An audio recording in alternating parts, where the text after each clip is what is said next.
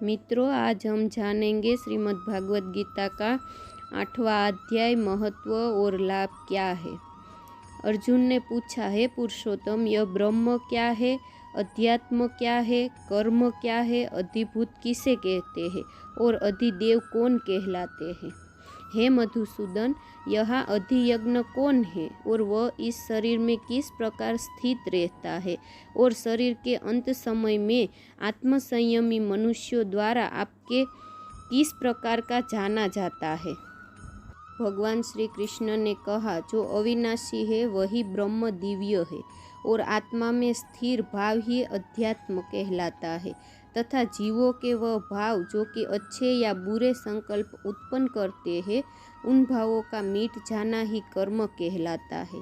हे शरीरधारियों में श्रेष्ठ अर्जुन, मेरी अपरा प्रकृति को निरंतर परिवर्तनशील है, अधिभूत कहलाती है तथा मेरा वह विराट रूप जिसमें सूर्य, चंद्रमा आदि सभी देवता स्थित है, वह अधिदेव कहलाता है और मैं ही प्रत्येक शरीरधारी के हृदय में अंतर्यामी रूप स्थित अधियज्ञ भी हूँ।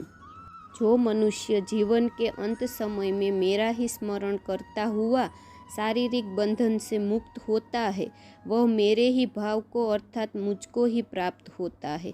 इसमें कुछ भी संदेह नहीं है। हे कुंती पुत्र, मनुष्य अंत समय में जिस जिस भाव का स्मरण करता हुआ अपने शरीर का त्याग करता है, वह उसी भाव को ही प्राप्त होता है जिस भाव का जीवन में निरंतर स्मरण किया जाता है। इसलिए हे अर्जुन, तू हर समय मेरा ही स्मरण कर और युद्ध भी कर। मन और बुद्धि से मेरे शरणागत होकर तू निश्चित रूप से मुझको ही प्राप्त होगा। हे पृथा पुत्र, जो मनुष्य बिना विचलित हुए अपनी चेतना से योग में स्थित होने का अभ्यास करता है, वह निरंतर चिंतन करता हुआ उस दिव्य परमात्मा को ही प्राप्त होता है।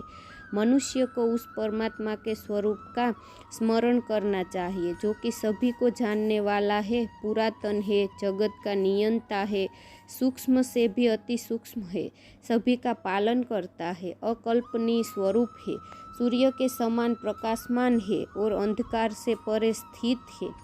जो मनुष्य मृत्यु के समय अचल मन से भक्ति में लगा हुआ योग शक्ति के द्वारा प्राण को दोनों भवों के मध्य में पूर्ण रूप से स्थापित कर लेता है, वह निश्चित रूप से परमात्मा के उस परम धाम को ही प्राप्त होता है। वेदों के ज्ञाता जिसे अविनाशी कहते हैं तथा बड़े बड़े मुनि सन्यासी जिसमें प्रवेश पाते हैं, उस परम पद को पाने की इच्छा से जो मनुष्य ब्रह्मचर्य व्रत का पालन करते हैं, उस विधि को तुझे संक्षेप में बतलाता हूँ। शरीर के सभी द्वारों को वश में करके तथा मन को हृदय में स्थित करके प्राणवायु को सिर में रोक करके योग धारणा में स्थित हुआ जाता है। इस प्रकार ओमकार रूपी एक अक्षर ब्रह्म का उच्चारण करके मेरा स्मरण करता हुआ शरीर को त्याग कर जाता है, वह मनुष्य मेरे परम धाम को प्राप्त करता है। हे पृथा पुत्र अर्जुन, जो मनुष्य मेरे अतिरिक्त अन्य किसी का मन से चिंतन नहीं करता है और सदैव नियमित रूप से मेरा ही स्मरण करता है, उस नियमित रूप से मेरी भक्ति में स्थित भक्त के लिए मैं सरलता से प्राप्त हो जाता हूँ।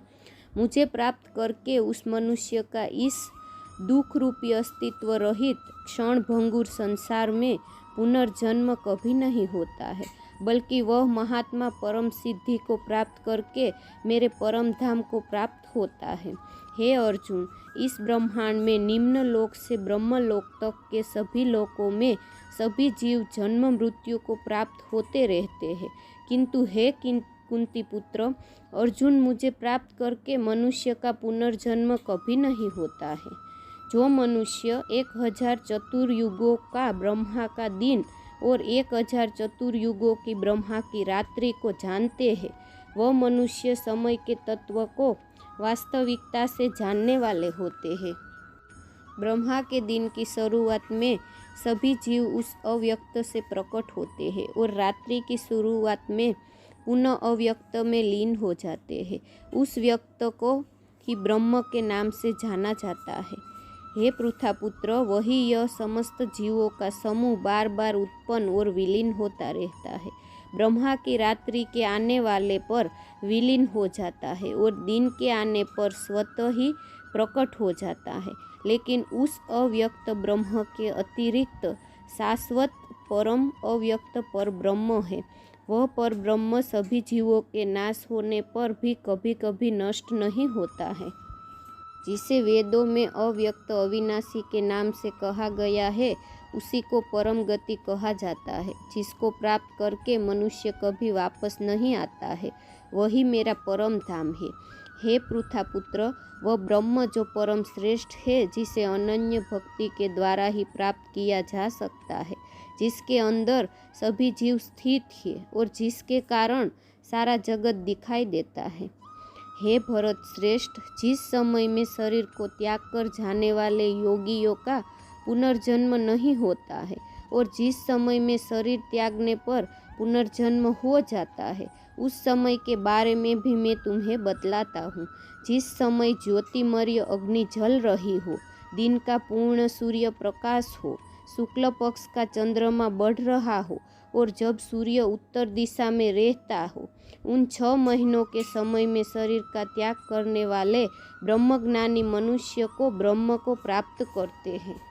जिस समय अग्नि से धुआं फैल रहा हो, रात्रि का अंधकार हो, कृष्ण पक्ष का चंद्रमा घट रहा हो और जब सूर्य दक्षिण दिशा में रहता है, उन 6 महीनों के समय में शरीर त्यागने वाला स्वर्ग लोगों को प्राप्त होकर अपने शुभ कर्मों का फल भोगकर पुनर्जन्म को प्राप्त होता है।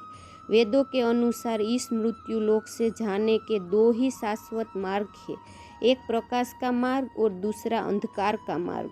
जो मनुष्य प्रकाश मार्ग से जाता है वह वापस नहीं आता है और जो मनुष्य अंधकार मार्ग से जाता है वह वापस लौट के जरूर आता है।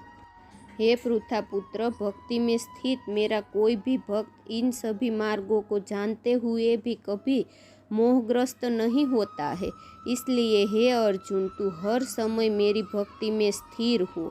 योग में स्थित मनुष्य वेदों के अध्ययन से, यज्ञ से, तप से और दान से प्राप्त सभी पुण्य फलों को भोगता हुआ अंत में निश्चित रूप से तत्व से जानकर मेरे परम धाम को ही प्राप्त करता है, जो कि मेरा मूल निवास स्थान है।